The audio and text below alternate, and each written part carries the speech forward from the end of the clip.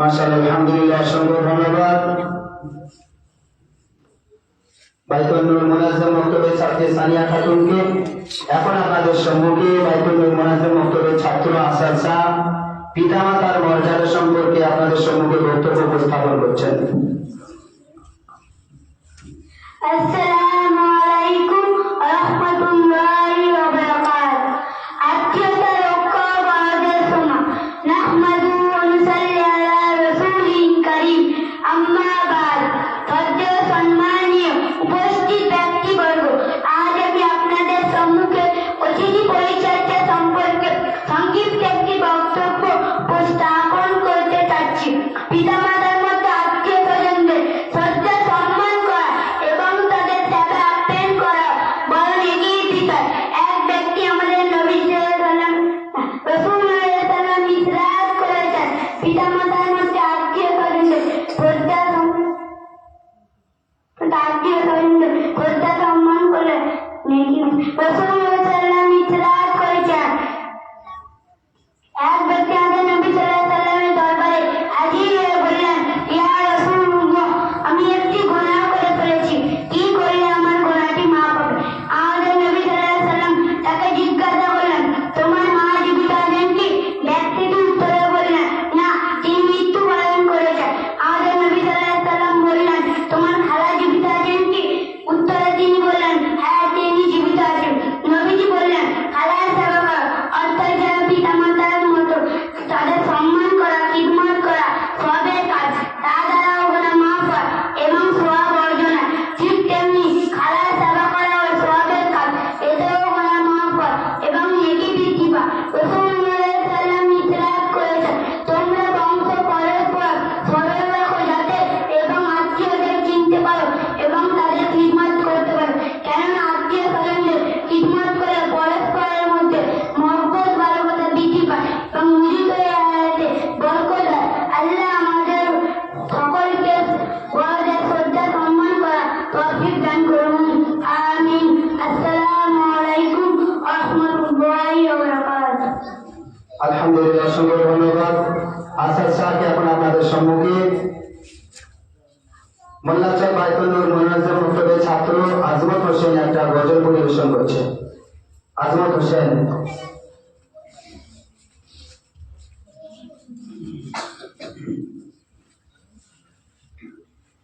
আসসালামু আলাইকুম ওয়া রাহমাতুল্লাহি ওয়া বারাকাতুহু।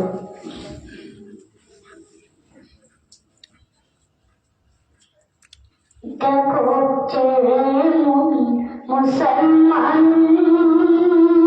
ইসলামিক প্রতিষ্ঠান। দেখো চেয়ে মুমিন মুসলমান আমাদের প্রতিষ্ঠান। মদিনাতুল উলুম মাদ্রাসা, মদিনাতুল উলুম মাদ্রাসা, আজ জনবেহেশত বাগান। দেখো চেয়ে মুমিন মুসলমান আমাদের প্রতিষ্ঠান। দেখো চেয়ে মুমিন মুসলমান ইসলামিক প্রতিষ্ঠান। আমাদের তো দিচ্ছে হুজুর দুনিয়াতে দাঁড়িয়ে, আল কুরআন আল হাদিস শোনো আমাদেরকে দিচ্ছে হুজুর দুনিয়াতে দাঁড়িয়ে, আল কুরআন আল হাদিস শোনো ভাই মুমিন। কবুল করো ওগো খোদা, কবুল করো ওগো খোদা, রহিম রহমান। দেখো চেয়ে মুমিন মুসলমান ইসলামিক প্রতিষ্ঠান। দেখো চেয়ে মুমিন মুসলমান আমাদের প্রতিষ্ঠান।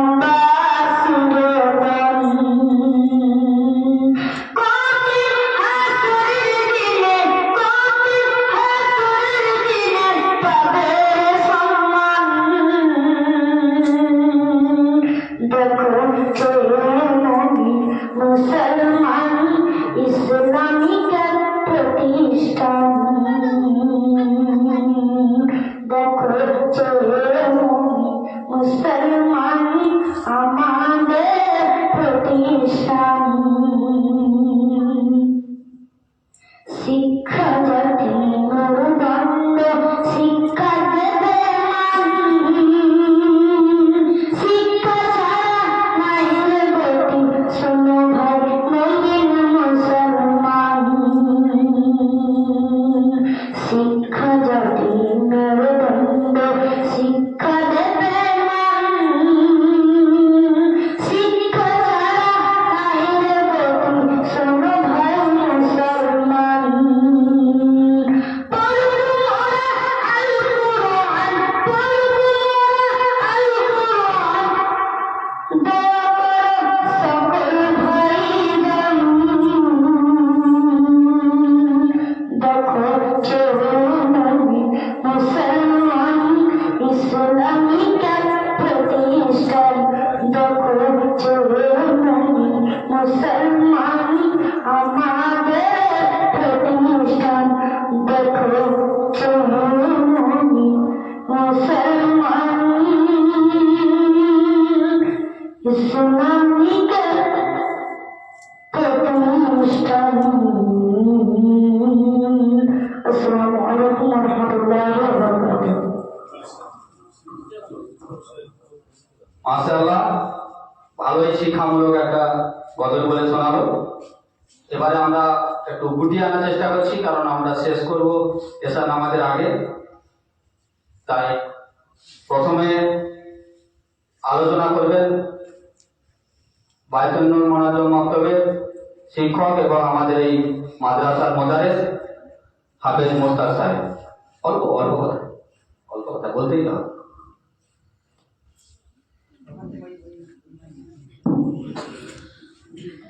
السلام عليكم ورحمة الله وبركاته. نحمده ونصلي على رسوله الكريم. أما بعد. একটু ইকোটা কমিয়ে দেন, একটু ভলিউম বক্সের ভলিউম কমিয়ে দেন যাতে মানুষ বুঝতে পারে। أعوذ بالله من الشيطان الرجيم. بسم الله الرحمن الرحيم. قل هل يستوي الذين يعلمون والذين لا يعلمون. صدق الله العظيم. قال النبي صلى الله عليه وسلم: طلب العلم فريضة على كل مسلم والمسلمات، أو كما قال عليه الصلاة والسلام. সমস্ত প্রশংসা আল্লাহ তাআলার, যিনি আমাদেরকে এমন একটি গুরুত্বপূর্ণ মজমার মধ্যে, কোরআনিয়া মজমার মধ্যে বসে কিছু শোনা এবং বলার মধ্যে তৌফিক দান করেছেন। সেই স্রষ্টার শুকরিয়া আদায় করি আলহামদুলিল্লাহ। তারপরে শুকরিয়া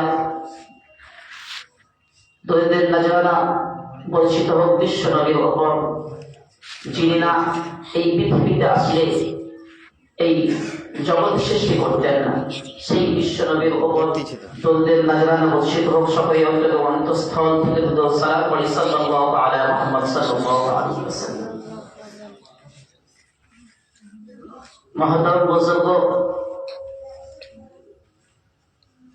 আজ যে বিষয় নিয়ে আমরা এখানে কিছুক্ষণ আলোচনা করছি, শিক্ষা। আল্লাহর নবী সাল্লাল্লাহু আলাইহি ওয়াসাল্লাম বলেছেন, তলাবুল ইলমি ফরিয়দাতুন আলা কুল্লি মুসলিমিন ওয়াল মুসলিমাত। প্রত্যেকটা নর নারীর উপর শিক্ষা করা অপরিহার্য।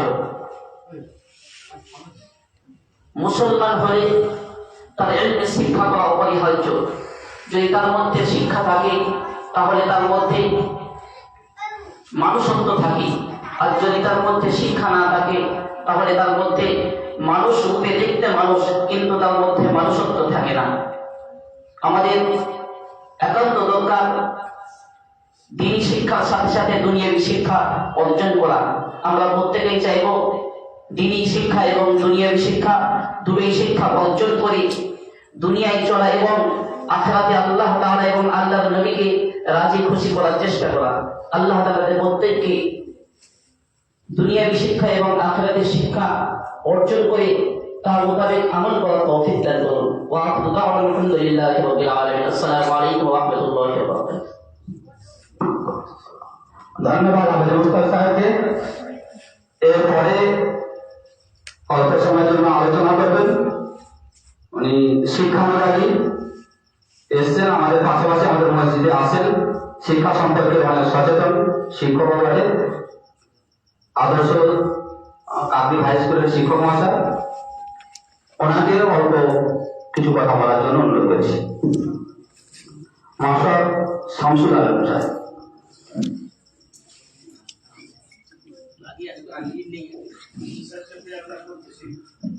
সম্মানীয় উপস্থিতি, সবাইকে আসসালামু আলাইকুম। বিষয়টি এরকম, আমি খুব অভিভূত, মানে এতটা উন্নতি হয়েছে এরকম একটি বক্তব্যে